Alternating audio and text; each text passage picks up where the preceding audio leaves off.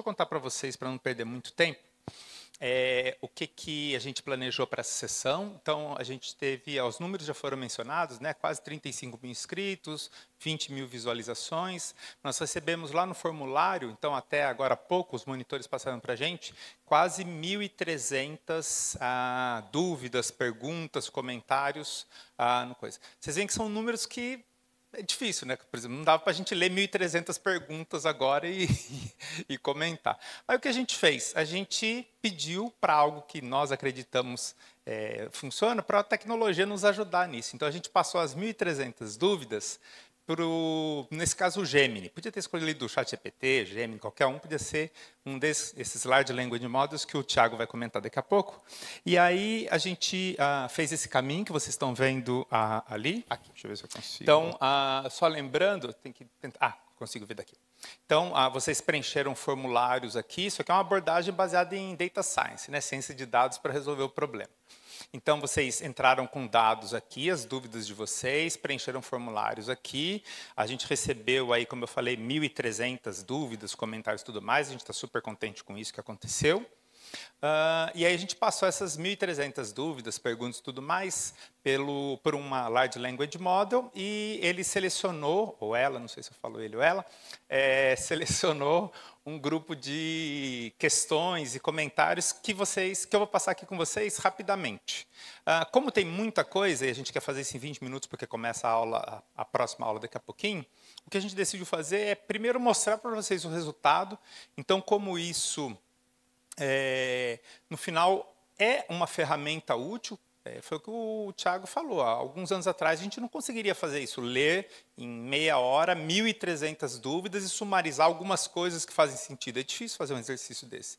Agora, a gente já consegue mostrar para vocês o tipo de questão que, para nós, educadores, é fundamental. Porque, afinal, tem 35 mil pessoas que indicaram 1.300 dúvidas e a gente pode comentar com vocês o que é relevante em relação a que o público tem interesse e assim por diante. Então, as pessoas perguntaram sobre tokenização de caracteres, perguntaram sobre IA em museus, a questão de tornar museus mais acessíveis e assim por diante.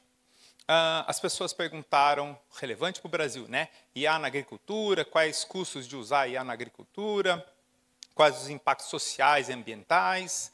IA em tradução, o Thiago falou bastante, vai falar mais daqui a pouco. Dilemas éticos, a gente tocou em alguns momentos, a Nina, o Thiago já tocaram nesse tipo de assunto. Então, essas são as questões que estão aí na cabeça das pessoas, tá certo? Com a mais diferente, com a diversidade grande que a gente tem de pessoas que estão nos acompanhando, e outras perguntas que apareceram, que o Gemini trouxe também, quais são as carreiras em IA, como posso aprender mais sobre IA, qual é o futuro de IA, e assim por diante. Ao invés da gente tratar cada uma delas, não vai dar tempo da gente tratar isso aqui é mais para mostrar para vocês o exercício de construir, então, uma experiência dessa, é uma experiência didática. Nós todos estamos aqui participando de uma experiência didática, tá certo? Para ensinar para a sociedade um pouco mais tecnicamente como funciona o que as pessoas chamam hoje em dia de IA. Então, ao invés de a gente tratar cada um desses temas, a gente quis mostrar para vocês o experimento e a gente decidiu que vai comentar aqui entre nós, cada um vai fazer algum comentário sobre algum desses temas para a gente concluir essa primeira parte e depois a gente continua com o curso. Tá bem? Então, quis explicar para vocês. Acho que a gente pode começar agora sem muita regra entre nós quatro aqui, o que a gente quer responder. Talvez eu ajude aqui só para mostrar qual é a pergunta. O que vocês acham? Quem gostaria de tratar alguma em primeiro lugar aí? Claro. Então, Thiago, fica à vontade. Então, já que a gente vai falar de processamento de linguagem natural em seguida, vou tentar rapidamente responder essa pergunta da tokenização. Os sistemas que fazem processamento de linguagem natural, quer sejam tradutores automáticos, esses chatbots, o que quer que sejam, eles têm que fazer uma primeira etapa de reconhecer o texto lido, separar as palavras e símbolos. Isso é o que a gente chama de tokenização, saber identificar cada palavra, cada símbolo que forma um texto.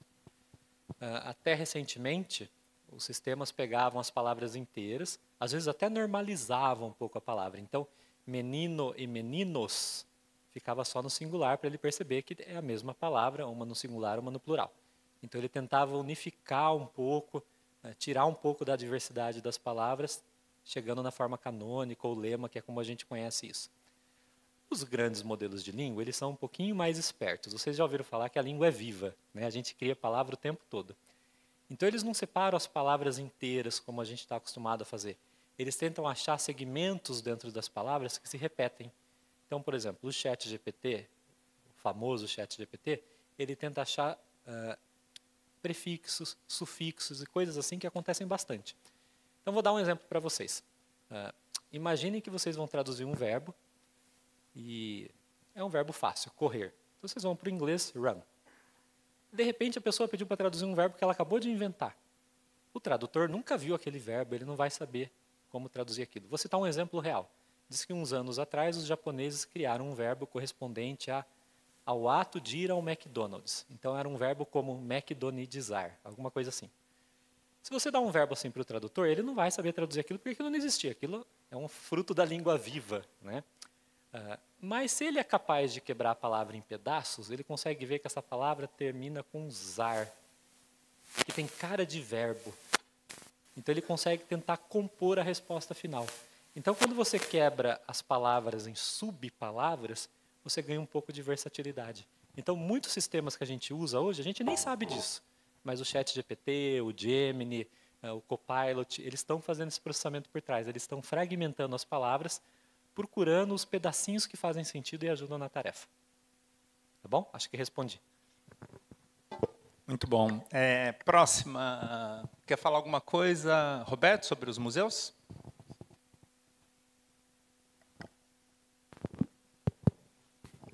Então, boa tarde para todos vocês que estão presentes aqui e no YouTube. Obrigado pelas perguntas, né? Acho que a gente fica bem contente de ter tantas perguntas interessantes. Essa pergunta, inclusive, é uma pergunta bastante positiva, então a gente também fica contente de ver que as pessoas não estão pensando na destruição da humanidade, né? Mas como toda essa tecnologia pode ajudar as pessoas inclusive pessoas que têm algum tipo de deficiência, né? E no caso não só de museus e outros lugares, né? Você pode ter a visão computacional, por exemplo, o aprendizado de máquina, ajudando esse tipo de ajudando as pessoas por exemplo, enxergarem alguma coisa no museu, né? Interpretar alguma coisa. Isso através dos próprios celulares, né? Hoje em dia os nossos celulares ajudam são máquinas muito poderosas, né? Então, se a pessoa tivesse com um celular pendurado, ela poderia ser ajudada, né? Usando as câmeras do celular. E tem aspectos éticos ali, por exemplo, você vai estar filmando todo mundo que está ao seu redor e aí, bom, também é uma questão complicada, né, como a gente vai tratar isso. E, inclusive, nos projetos que a gente está fazendo aqui na USP, junto com a Softex e com a Motorola e o Ministério da Ciência e Tecnologia, a gente tem tratado essa questão de anonimização de pessoas em vídeos, né? Então, como é que a gente pode ter uma câmera de vigilância e dar alertas, né, para um guarda, para uma vigilância, sem expor as pessoas desnecessariamente, né? Em particular, nessa questão de auxílio a pessoas com deficiência visual, né? Tem um projeto de mestrado que é feito por um dos nossos monitores, que é o Pietro Cariola, que é justamente como a gente pode apontar como é que a pessoa que tem uma certa deficiência visual, isso às vezes a gente vai ficando velho e vai tendo essas deficiências também, né? Então, como é que a pessoa pode apontar um celular para alguma coisa e o celular fala, olha, melhora a visualização um pouquinho, afasta um pouquinho o celular, porque você vai ter uma imagem melhor, né? Olha, o seu cartão de crédito está aparecendo aqui, né? Muda a visada, né, para não acontecer isso.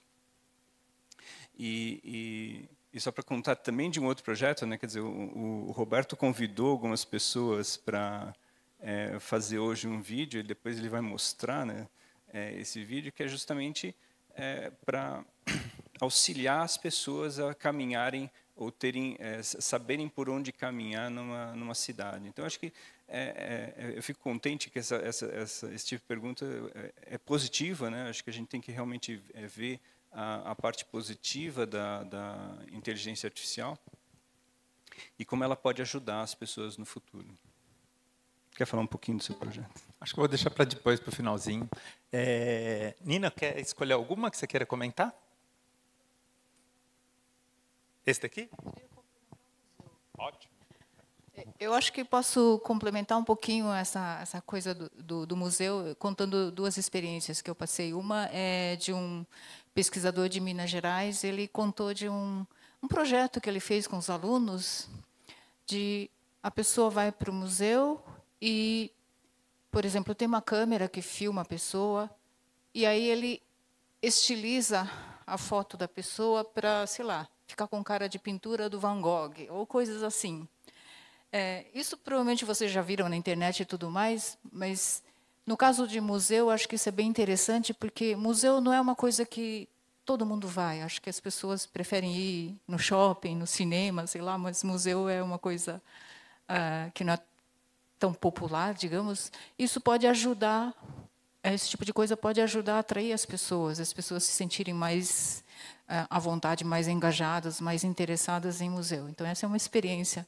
E essa parte de pegar uma imagem e dar um certo estilo diferente, de repente, sua foto parecer uma pintura de Van Gogh, por exemplo, pode ser feito usando técnicas de machine learning. Então, esse é um ponto. O segundo ponto que eu queria comentar, eu colaboro com uma pesquisadora, uma professora da física, que trabalha com pessoal de museu. E ela trabalha com pessoal do museu, obviamente, nessa parte de restauração de pinturas, quadros, obras de arte. Então, quando os restauradores vão ter que analisar a pintura e saber o que está acontecendo ou não, o que tinha originalmente para fazer a restauração correta, ela tem vários sensores, e aí esses sensores captam as imagens desses quadros. E a gente, juntando diferentes tipos de sensores, a gente consegue ver, por exemplo, olha, embaixo da camada superficial da pintura, lá atrás tinha alguma outra coisa, que não é visível, mas esse sensor consegue capturar. Então, nessa parte de analisar esses dados, essas técnicas de inteligência artificial, de machine learning, eles podem ajudar a identificar essas coisas que, digamos, estão ocultas ou a gente não enxerga. Então, é isso que eu queria comentar. Tá ótimo. A gente está chegando perto do horário das 14, então eu vou convidar aqui nós quatro, talvez mais vocês três do que eu, para a gente... O futuro, o Tiago falou bastante, né? A gente não pode deixar de fazer a piada que previsões é uma coisa razoavelmente difícil, principalmente se a previsão for sobre o futuro. É mais difícil ainda. Mas eu vou falar, vamos pegar o chapéu de educador da gente aqui, vamos falar sobre carreiras em IA e como aprender mais sobre IA, porque eu imagino que é algo de interesse de muita gente, então não sei quem de vocês gostaria de começar sobre isso, mas são os dois primeiros tópicos, carreiras de IA e como aprender mais sobre IA.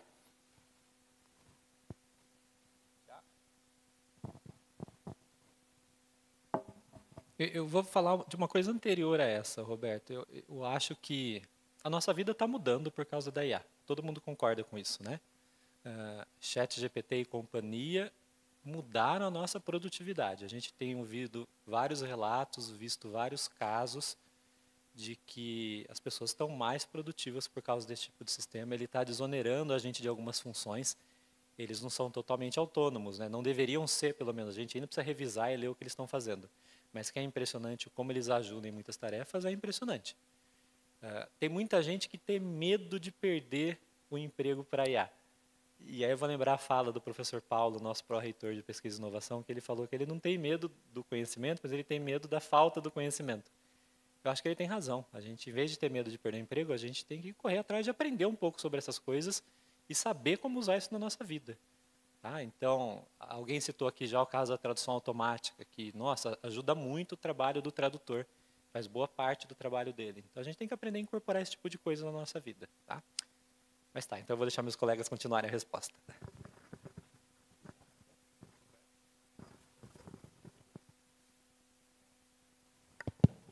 Acho que você já disse tudo, né? Realmente é difícil prever o que vai acontecer, mas o que a gente percebe é que cada vez mais o mundo é mais rápido e a gente tem que estar sempre se atualizando, tá sempre se reinventando. Então, quer dizer, embora isso seja um jargão aí, esse negócio de ficar se reinventando, mas é verdade, né? Quer dizer, mesmo nós acadêmicos, nós estudávamos uma certa coisa, depois tem que estudar outra coisa e toda hora a gente tem que estar realmente renovando os conhecimentos. E acho que isso vai valer cada vez mais para qualquer pessoa na sociedade. E como se preparar? Eu acho que é bom. Esse interesse mostra, né, que as pessoas estão atentas a isso.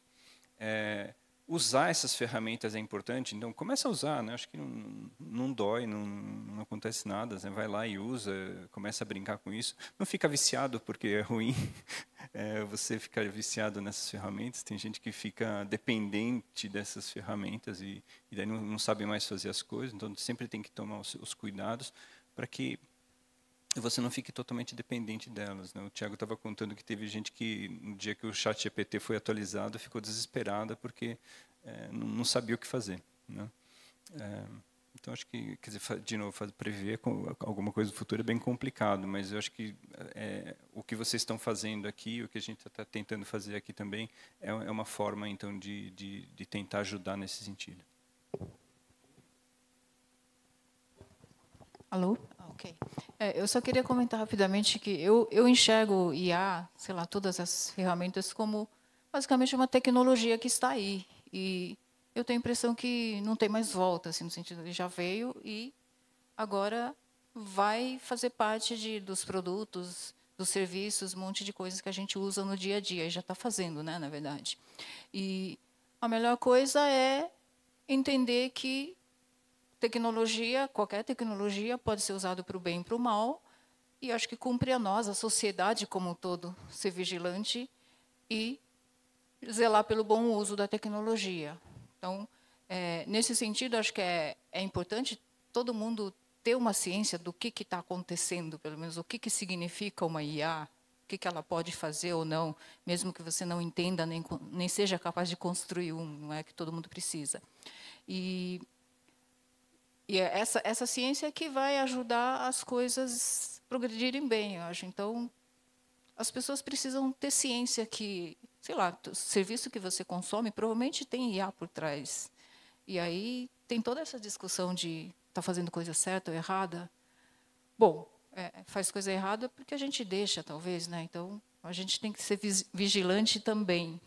E como tecnologia, IA é uma coisa que pode ser empregada em qualquer área onde tem dado. Se você tem dado para analisar, se é útil para alguma coisa, você pode empregar essas tecnologias. Então, realmente, nesse sentido, é muito poderoso e acho que todos precisam estar, pelo menos, cientes do potencial, assim, no sentido de ajudar a facilitar a tarefa, como o Tiago disse. Então, acho que é isso. Tá, eu vou comentar um aspecto principalmente ligado a essa de formação, então como foi a palavra, como posso aprender mais sobre IA e quais são as carreiras em IA. Então, carreiras, acho que tem gente que desenvolve IA e tem gente que usa IA, tem as duas coisas, provavelmente vai ter cada vez mais usando, sei lá, coisas ligadas à inteligência artificial. Mas eu queria chamar a atenção para um aspecto do que aconteceu, do que está acontecendo aqui hoje. Então, essa experiência desse curso de extensão, nós somos aqui professores no departamento, então, de ciência de computação aqui em São Carlos, a gente atua na pós-graduação, a USP, como o Fábio e o Paulo mencionaram, de manhã, tem atuado na área de inteligência artificial há décadas e tudo mais. Então, tem esse viés aí de quem faz pesquisa e quem faz ensino na universidade sobre isso, e tem essa aproximação com a sociedade em geral. Um dos mecanismos que a Universidade de São Paulo tem de aproximação com a sociedade, para se engajar com a sociedade, que são esses cursos de extensão. Então, hoje, eu tenho a impressão que é um experimento, que é uma iniciativa bem-sucedida, no sentido que a gente conseguiu divulgar e as pessoas prestaram atenção, pelo menos 35 mil pessoas. Tudo bem, perto de 200 milhões, 35 mil é pouco, mas não é toda vez que você tem um curso sobre algo técnico. E esse é o outro aspecto que eu queria chamar a atenção. O que está sendo mostrado aqui nesse curso, e eu tenho certeza que vocês estão percebendo isso, são coisas que têm um razoável peso teórico, um razoável peso de conhecimento por trás, que não são coisas simples, são horas e horas e dias e meses de pessoas que se dedicam a vida para construir. A gente está falando de milhares de pessoas que foram construindo ao longo do tempo isso daí. Então, esse é um aspecto importante. Significa que isso ninguém pode atuar? Não, pelo contrário. Assim como eu não entendo nada de, sei lá, de várias outras áreas aí. O ponto é, a sociedade, na minha opinião, é importante que a sociedade reconheça esse aspecto. A construção de uma tecnologia desse tipo demanda investimento, demanda esforço durante décadas. De universidades públicas, universidades privadas, empresas que investem em pesquisa, investem na formação de seus funcionários, assim por diante. Então, é uma construção da sociedade. Então, eu quis chamar a atenção para isso. Existem dois aspectos ligados quando a gente está falando de formação e de atuação. Tem um aspecto pessoal, eu decidi fazer ciência da computação, eu decidi fazer engenharia, eu decidi fazer medicina, mas eu quero usar em tecnologia, eu decidi ser um educador, então eu faço, sei lá, faculdade de educação, ou mestrado na educação, ou em pedagogia, sei lá o quê, e eu quero trabalhar com incorporação de novas tecnologias, porque hoje em dia a criançada aprende de um jeito diferente do que as crianças aprendiam há um tempo atrás. Nesses casos todos, tem a decisão pessoal, você vai fazer alguma coisa ligada àquilo, mas tem a nossa decisão coletiva enquanto sociedade. Porque a gente cobrar de quem toma decisões, tanto iniciativa privada quanto no Estado, para que tenha investimento nisso, para que esse investimento seja protegido, para que as pessoas possam se desenvolver, esse é um outro aspecto ligado a isso daí, a carreira, e tudo mais. Então, tem dois aspectos de formação. Tem a formação individual, mas também tem a formação da sociedade como um todo. Então, eu queria chamar a atenção para isso. Um aspecto que eu acho importante, talvez cada um pode falar de um aspecto importante. Pronto, vamos para um exercício. O aspecto que eu vou chamar importante é que eu falei muito do esforço de muita gente durante muito tempo. Acabei de mostrar uma história de 200 anos para vocês, desde a da Lovelace, em 1840. E um outro aspecto importante que foi tocado aqui, o Tiago falou bastante, é a questão de muitas disciplinas envolvidas. Então, a gente está falando de cientistas da computação, mas a gente está falando de físicos, de matemáticos, de engenheiros, de linguistas, de filósofos. Quer dizer, o que não falta é toda a parte de neurocientistas, biólogos, tudo mais. Então, é um conhecimento razoável nessa, sei lá, iniciativa humana de compreensão do que é inteligência e de construção de, sei lá, máquinas inteligentes, alguma coisa assim. Acho que esse é um aspecto que me interessa bastante. Como eu falei aqui, isso aqui é o simpósio de iniciação científica da USP, que tem alunos de todas as áreas e que hoje estão tomando decisões. Muitos de vocês que estão aqui estão começando suas carreiras na graduação e tudo mais. Espero que a gente tenha convencido que o que não falta é oportunidade. Está cheio de problema para todas as áreas, ou para ajudar a construir, ou para poder explorar a inteligência artificial, que vai seguramente impactar a sua área. Acho que esse é um aspecto que eu gostaria de chamar a atenção. Eu só quero complementar nesse sentido, porque se a gente pega a história da inteligência artificial, tem esses grandes nomes, a gente citou alguns hoje. Vejam, são de áreas variadas, né? Evidenciando aí o que o Roberto acabou de falar, o nosso amigo Chomsky, que veio lá da linguística, emprestou as coisas para a computação. Esses modelos distribucionais da década de 50, que hoje a gente usa com as redes neurais para criar os grandes modelos de língua. E há muita coisa por fazer. Vou dar um exemplo muito claro para vocês.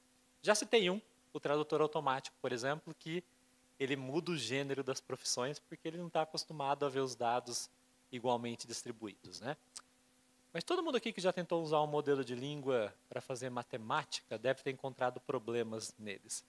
Eles são treinados de jeitos que não são ideais para você aprender matemática. Aí a gente pensa assim, puxa, mas por que treinar um modelo de língua para matemática se a gente tem calculadora, se a gente tem sistemas especializados? Bom, esses modelos de língua, como eu contei para vocês, eles são um primeiro passo aí. Acreditamos que eles sejam um primeiro passo para a IA geral, para a IA forte, de que resolve qualquer coisa. E eles falham na matemática básica. Tem vários relatos, vários estudos mostrando isso. Olha que possibilidade de estudo e investimento interessante. Como é que a gente deixa esses caras melhores em matemática? Não só em matemática, mas em outras áreas também.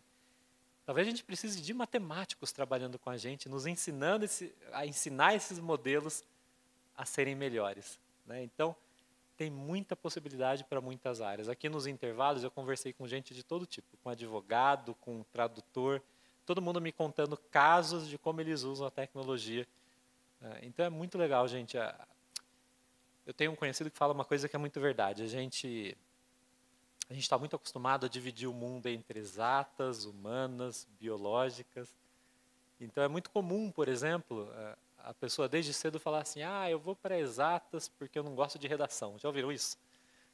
Passei num curso de computação porque eu não gosto de português. Ou eu vou para humanas porque eu não gosto de matemática. Lê do engano, né? A vida não é assim segmentada desse jeito. Matemática, português e todos os ramos se misturam em todo aspecto da nossa vida. A gente só vai descobrir isso depois que já passou no vestibular, que está fazendo os cursos. E a IA, eu acho que é uma prova disso. Vocês vejam quantas pessoas de quantas áreas diferentes trabalhando juntas para fazer isso tudo nascer. Tá? Então, eu acho que é bem importante, acho que a gente precisa ter esse olhar mais aberto aí para as várias áreas. Só lembrar da história, né? Quando a gente olha para a história da IA e seus ramos, a gente vê como pessoas de formação muito diferente trabalharam ali. Isso pode assustar um pouco. Quando a gente dá aula de PLN, os meus alunos de computação falam assim, professor do céu, eu vou ter que lembrar de gramática, não sei mais nada. Os alunos de linguística falam assim, meu Deus, algoritmo, probabilidade, pelo amor de Deus. A gente consegue. Todos eles fazem a disciplina, saem bem, aprendem um monte. Eu aprendi um monte, a minha formação em computação, eu tinha muita dificuldade com linguística, com estatística. Se eu conseguir, vocês também conseguem. As pessoas que estão vindo conseguem. É isso que o Roberto falou. É só a gente dar uma chance aí para o conhecimento. Eu acho que isso é muito importante. E essa é a beleza do mundo, né? As coisas acontecendo juntas. Felizmente, o mundo não é segmentado do jeito que a gente pensa quando a gente vai prestar vestibular. As coisas todas acontecem juntas.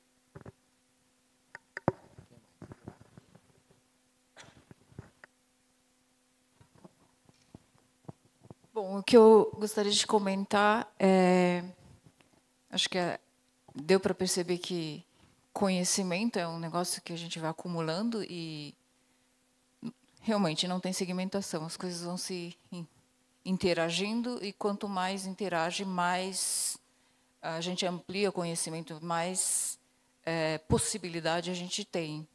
E, nesse sentido, acho que as pessoas realmente têm que fazer um esforço para tentar entender um pouco as outras áreas, sair um pouco da área de conforto, né? E tentar entender. E eu estou dizendo isso um pouco também porque eu acho que, historicamente, houve uma...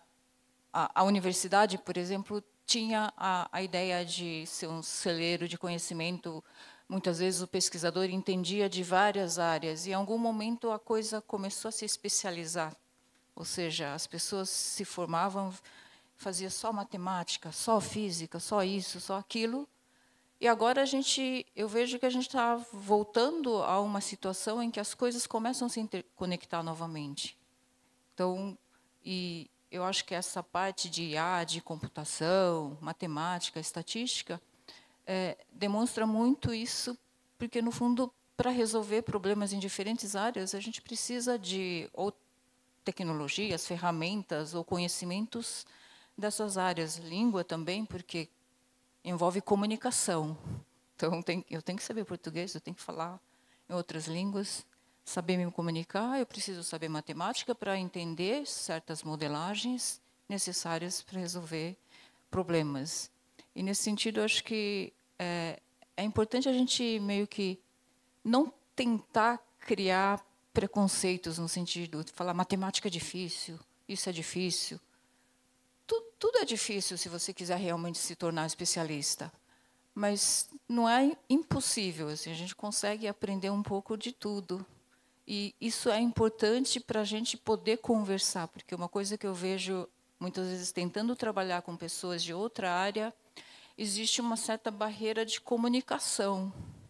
Por quê? Você só estudou aquilo a vida inteira. Eu, sei lá, nunca estudei astronomia. Eu tento trabalhar com o pessoal de astronomia, tem muita coisa que eu não entendo, mas, sei lá, a gente precisa fazer um esforço aí para tentar saber conversar. Então, eu vejo também que, se você vai estudar IA ou você vai usar IA, é importante também, pelo menos, tentar entender o que o especialista de IA quer dizer quando fala uma coisa. Que se você é um especialista de IA, tentar entender o que o outro lado está querendo fazer. Então, existe aí acho que uma necessidade de esforço de todos os lados de conversar melhor, se comunicar melhor. E isso a gente consegue,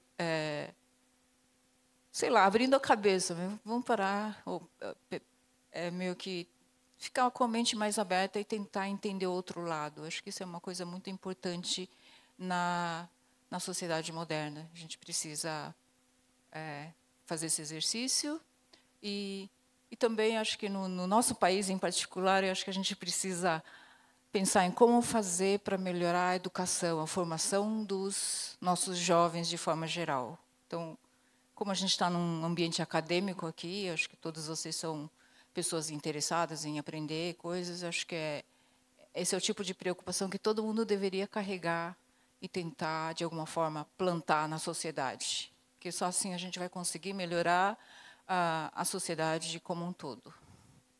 Eu desviei um pouco do assunto, mas acho que é uma coisa importante e eu resolvi usar esse espaço para falar sobre isso.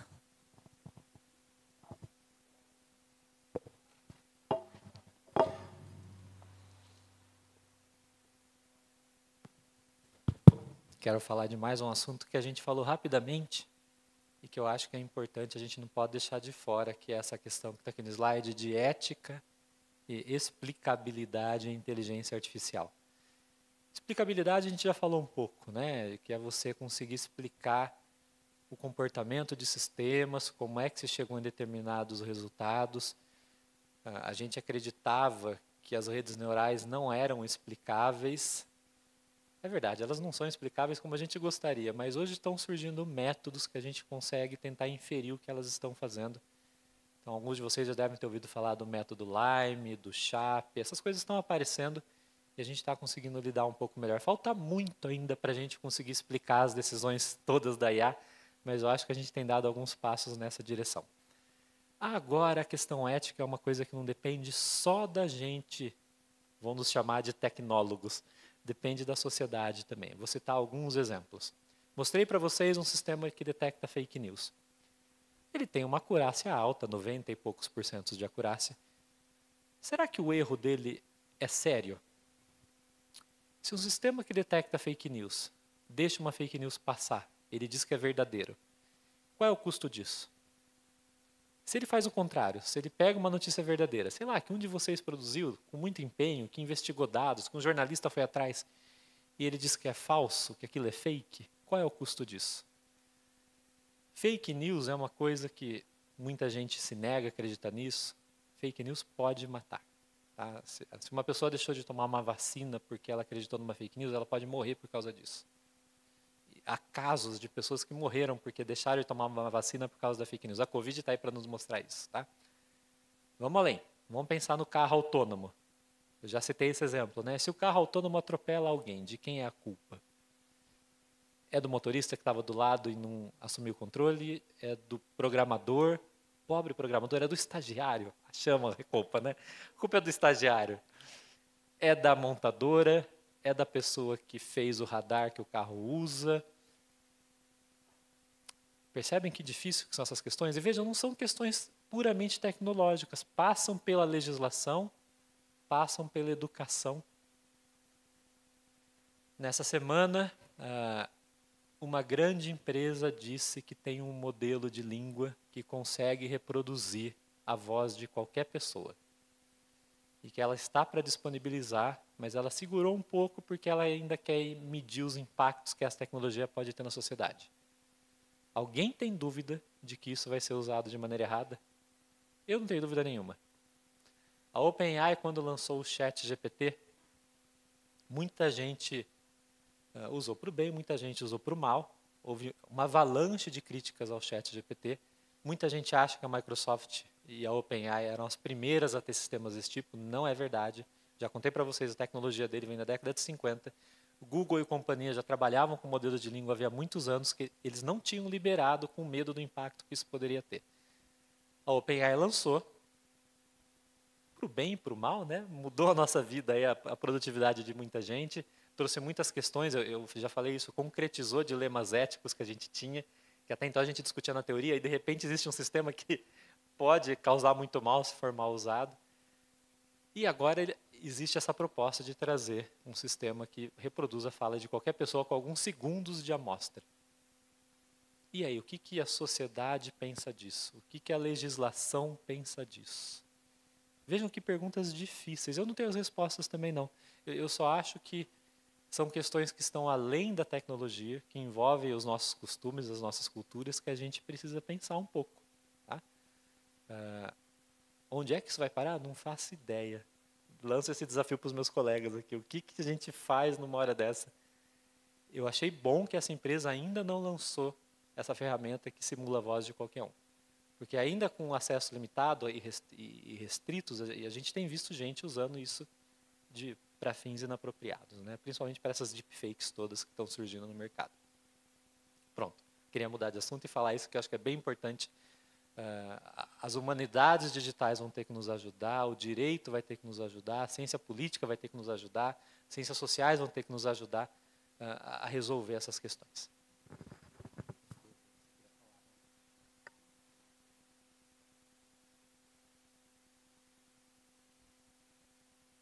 Vou poupar minha voz aqui.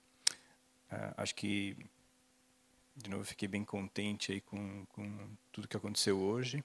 Se tem alguma coisa que eu gostaria de deixar para vocês é que acho que a gente nunca teve tantas oportunidades de aprender, quer dizer, aquilo que eu falei, né, software livre, livros online que a Nina mostrou e tudo mais. Acho que a gente está num momento muito bacana, né, da sociedade. Eu vou ficar muito contente se daqui 1 ou 2 anos eu encontrar um de vocês falarem, poxa, eu comecei a introduzir aprendizado de máquina, uso do ChatGPT na minha profissão e estou fazendo coisas legais aqui. Então, é isso que se tem alguma coisa que eu queria deixar aqui para vocês, não fiquem só ouvindo alguma coisa, tentem fazer também, tá bom? Obrigado.